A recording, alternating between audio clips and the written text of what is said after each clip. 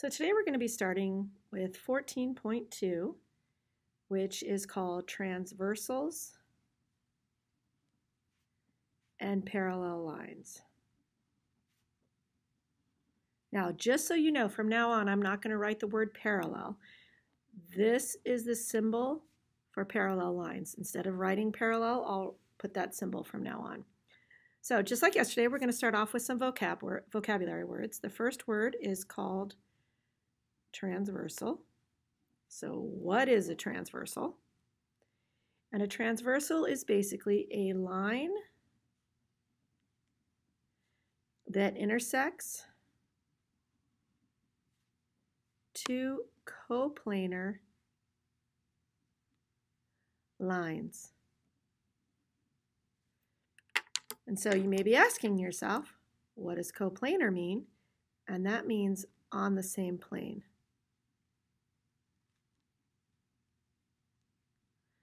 Plane is basically just the same flat surface. So it's on the same flat surface if we want to think of it that way. So to draw those, so here's one line, and we'll call this line L. Now notice, when we're naming a line, if we don't do it by points, we do it by a letter, it's always going to be cursive, and it's always going to be lowercase. So we're going to call that line L. Here's line M, and we're doing cursive, and we're doing a lowercase m. So here is a line that intersects both of them. That is line N. That is our transversal. It intersects the two coplanar lines. Now from this, we're going to just name all these angles, and I'm just going to use numbers. So I'm just going to go 1, 2, 3, 4, 5, 6, 7, 8. So based on what we did yesterday, we know 1 and 3 are vertical, 2 and 4 are vertical, 6 and 8 are vertical, 5 and 7 are vertical. What else do we know about 1 and 2? They're linear and supplementary. 2 and 3, linear, supplementary, etc., etc. We can keep going. There's a lot of supplementary and linear lines on there, or linear angles on there. So from this picture, we're going to start with some more vocab word, and the first one is called corresponding angles. So I'm going to give you what the corresponding angles are in terms of this picture. And in terms of this picture, the corresponding angles are angle 1 and angle 5. Those are corresponding. Angle 4 and angle 8 are corresponding. Angle 2 and angle 6 are corresponding. And the last pair is angle 3 and angle 7. Got you out of the sun there because we were getting too much of a glare from the window. So now when we're looking at these are all corresponding angles. So 1 and 5, 4 and 8, 2 and 6, 3 and 7. How can we describe those? So if we look at the picture, where do they lie? They lie on the same side of the transversal. So the first thing we would say is that angles that lie on the same side of the transversal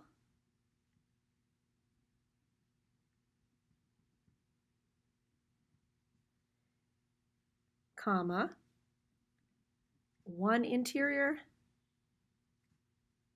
one exterior. So how does that work? If I, to use my ruler, cover up here, there's my transversal. So this is the exterior, this is the interior. So one exterior, one interior, one exterior, one exterior, one interior. The reason why 1 and 4 are not considered corresponding, because those are linear. You can't be linear and corresponding at the same time. So 1 and 5, 4 and 8. If we go to the other side of the line, we get 2 and 6, 3 and 7. That's what corresponding means. Now, abbreviation for corresponding, from now on we're just going to put CA. That means corresponding angles. So the next thing is going to be alternate interior angles, or AIA. So in this picture, What is alternate? What do you think alternate interior means? Interior means inside.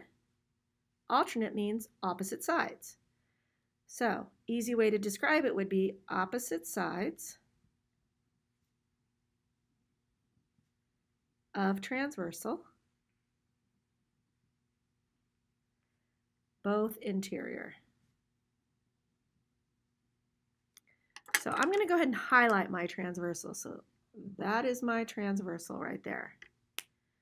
So interior means in between, but opposite sides of the transversal. So if I was to say angle 4, that's interior. Opposite sides, it would be with angle 6. If I said angle 3, opposite sides would be angle 5. Remember, we're not using linear, so we wouldn't say 3 and 4 because those are linear. So 3 and 5, 4 and 6. So those are alternate interior angles. There's a lot of different vocab that goes along with this. The next one is alternate exterior angles, or AEA. So, just like alternate interior, alternate exterior are also on the opposite sides of the transversal. But the other one was interior. These are going to be both exterior. So if we look at our picture, exterior means out here because these are our two lines. Exterior is outside of those two lines. So if I say angle 2, opposite of that, exterior would be angle 8. And then if I say angle 1, opposite of that, exterior would be angle 7. And then there's one more set of definitions that go along with this, and that is same side interior angles. And for this one, usually we just say SSI, same side interior. We don't need to put SSIA. And for this, same side. It pretty much says it in the definition. Same side of transversal, both interior. So if we look at the picture, there's our transversal, interior, same side, so that would be 4 and 5, 3 and 6. 4 and 5, 3 and 6. So angle 4 and angle 5, angle 3 and angle 6. Those are the basic vocabulary that go along with this. Now what we're going to do is we're going to draw a picture. And for this picture, instead of, as you notice on this one, we didn't have any parallel lines. For those of you that don't know what parallel lines means, we're going to go over that as well.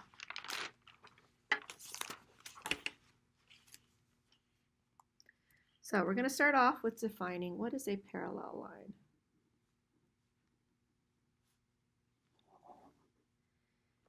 Parallel lines are two or more lines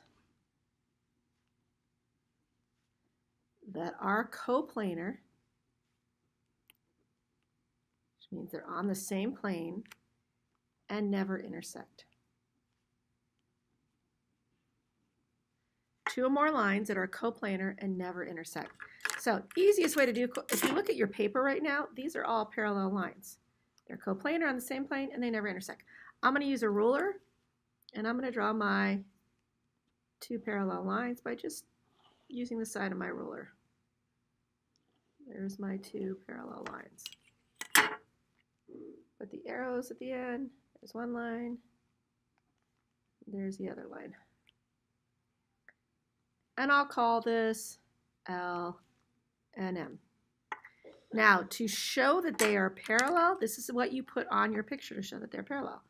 You put an extra little arrow. That means, if I put those arrows, that those are parallel. So those two lines are parallel. They will never, ever meet. Now what I'm going to do is I'm going to draw a transversal. So I'm going to do a transversal. Here's my transversal, just like we did before. It intersects those two parallel lines.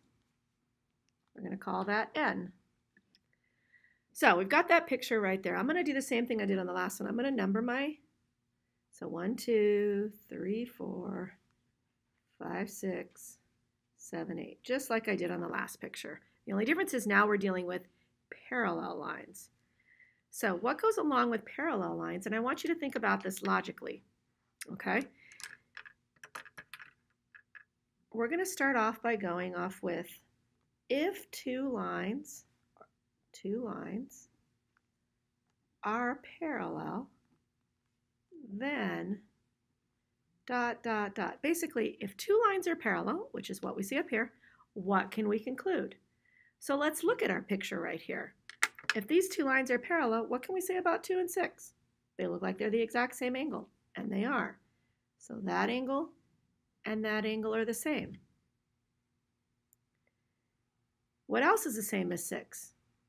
This and this look like they're the same because 2 and 4 are the same because they're vertical, which means those are the same. 6 and 8 are the same because they're vertical. So we can go like that. So we know that those angles are all the same, which means these ones are also the same. So looking at our picture, what do we know about corresponding angles? Which are our corresponding angles? Well, we said it just a second ago. 2 and 6, 3 and 7, 1 and 5, 4 and 8. What do we know about 2 and 6? They're the same. 3 and 7, same. 1 and 5, same. 4 and 8, same. Those are all corresponding. So what can we say about corresponding angles? If the lines are parallel, is that they are congruent. Then let's look at alternate interior angles. Alternate interior angles was 3 and 5 and 4 and 6. So what do we say about 3 and 5? They're the same. 4 and 6, they're the same. So alternate interior angles are also congruent. Then we get to alternate exterior angles, which are 2 and 8. Notice it's the same. 1 and 7, it's the same. So those are also congruent. Now remember, this only works if they are parallel. And the last one is SSI, which in this case, that's 3 and 6 and 4 and 5. Now, what do we know about 3 and 4? If 3 is 70, 4 is 110 because they're supplementary. And if that's 110, this is 70, what do we know about 4 and 5? They're supplementary. So same side interior angles are supplementary. So once again, that only works if they are parallel. If they're not parallel, you can't use that rule. Okay? So now we're going to go ahead and we're going to go ahead and do a problem now where we're going to be using all of these different rules about parallel lines. So the directions are going to say solve for x and y and justify your steps. And we're given a picture. So in this case, our parallel lines are going to be vertical. So there's one, there's the other. And remember, they're parallel, so I'm going to mark them as parallel. And then I'm going to have, there's my transversal. Now, what we're given in this picture is we're given this angle right here is 22x plus 25 degrees. This angle right here is 9x degrees. And then what they give us also is they just tell us this is 1. That's angle 1. They don't tell us anything else. So now, when we look at this, the very first thing we look at, are these related at all? They're not corresponding. They're not alternate exterior because that means they'd be like that. They're not alternate interior because they would be like that. And they're not same side interior because that would be like that. So they're none of the things we just did. But what do we know about this angle and this angle? What do they make together? They make a line. They're a linear pair. So if they make a line, how many degrees does that mean they make? It means they make 180. So I'm going to go ahead and write that equation out. So that means 22x plus 25 plus the measure of angle 1 equals 180. Now remember, it's asking us to justify our reasoning. So how do I know that? Because they are a linear pair. Now, if I wanted to find out what angle 1 is, what would I do next? I'm going to go ahead and subtract 25 from both sides.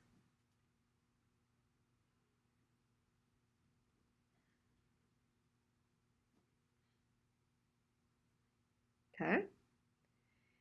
And from that, I end up getting 22x plus the measure of angle 1 equals 155. So I have that equation right there. Now, what else do I know based on my picture? And how did I get to this point? Well, first of all, to get to this statement right here, I use the subtraction property of equality. So I'm just going to put subtraction. Now, instead of writing property of equality, I'm just going to put POE. That means property of equality. So I know that. Now, what else do I know about angle 1? What is it corresponding with? It's corresponding with 9x. So I also know that the measure of angle 1 is equal to 9x. How do I know that? Because they are corresponding angles. So I have my two equations here. What can I do from there? Well, I have a measure of angle 1 here, and I have a measure of angle 1 there. So I'm just going to use substitution. I'm going to take the 9x and plug it in right there. And I get 22x plus 9x equals 155. How did I do that? Is I use the substitution property of equality, POE. Now what would I do? I want to find x. So now what would I do? So I'm going to combine like terms, and I get 31x equals 155. What did we just do? We combined like term. I'm just going to abbreviate, combine like terms. How would I get x by itself? Divide by 31. So x is 5. How did I do that? I use the division property of equality. Have I solved for x? Yes, I have. Now, it says solve for x and y because some of the problems will have a y, some will have an x. So we've just done everything we need to do for that one. We don't need to do any more. We're going to go ahead and go to the next problem. This one, we're going to actually have a y value. So here are my parallel lines. This time I'm going to draw them going that direction. It's going to look different every time. And there's my transversal that's intersecting them. This angle is y plus 40 degrees. This angle is 2y minus 20 degrees. And I'm being asked to solve for y because I don't have an x here. How are those two angles related? They're alternate exterior angles. What do we know about alternate exterior angles? We know that they are congruent. So I can set these two equal to each other. How do I know that? Because they are alternate exterior angles. Now, if I wanted to solve this, what would I do first? I'm going to subtract y from both sides. And I get 40 equals y minus 20. What did I do? Subtraction. I'm just going to abbreviate with the t. The reason why I have to put the t and I just can't put sub is because I don't want it to think it's substitution. So I'll do subtraction property of equality. Then I'm going to add 20, and I get 60 equals y. So what did I do? I did the addition property of equality. Have I solved for y? Yes, I have. And you are done. Now, on your homework tonight, will you be asked to show these steps every time?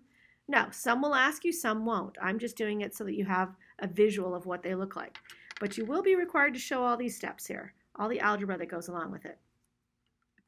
Okay, we have one more problem that we're going to do, and this is number 3. So I'm going to draw it over here. So we're going to start off, it's kind of a big picture, so I'll draw it first. Start off the big rectangle. And in this rectangle, we have we have 3 vertical lines inside. So there's 1, there's 2, and there's 3. And then we have horizontal and another horizontal. And then we have connected from corner to corner. So that is my picture. Then what we're given inside this picture, it's kind of hard to see. This angle right here is 36 degrees. We're given this angle right here is 126 degrees. We're given that angle right there is 12x plus 2y. And we're given this angle right here is 3x plus 2y. And we're being told that horizontal lines are parallel and that vertical lines are parallel. So what I'm going to do is horizontal lines are parallel, so that means this is parallel to this. Okay, so I'm going to start off with one at a time. So those are parallel. If those are parallel, then that's my transversal, which means these are alternate interior angles.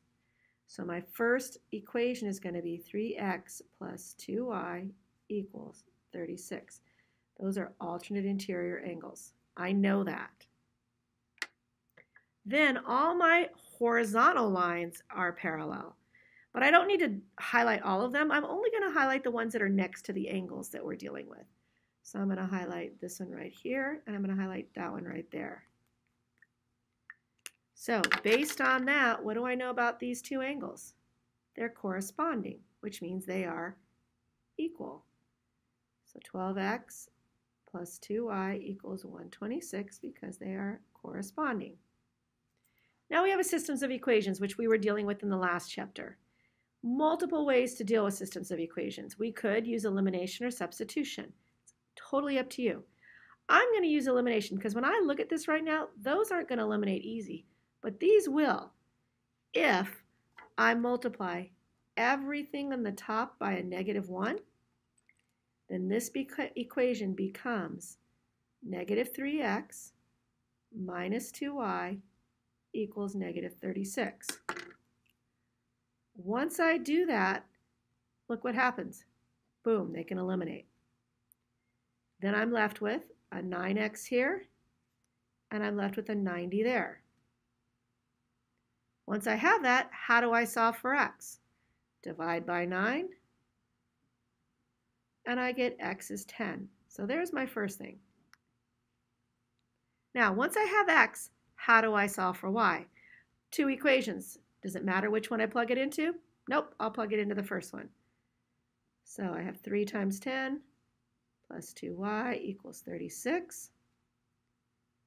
If I wanted to solve that, I get 30 plus 2y equals 36. Minus 30 minus 30. 2y equals 6. Divide by 2, divide by 2. Y equals 3. Have I solved for x and y? Yes, I did. Now, this one doesn't say that it wants me to justify each step, so I didn't have to do it on this. But I just wanted to point out that you have to know when you're doing what.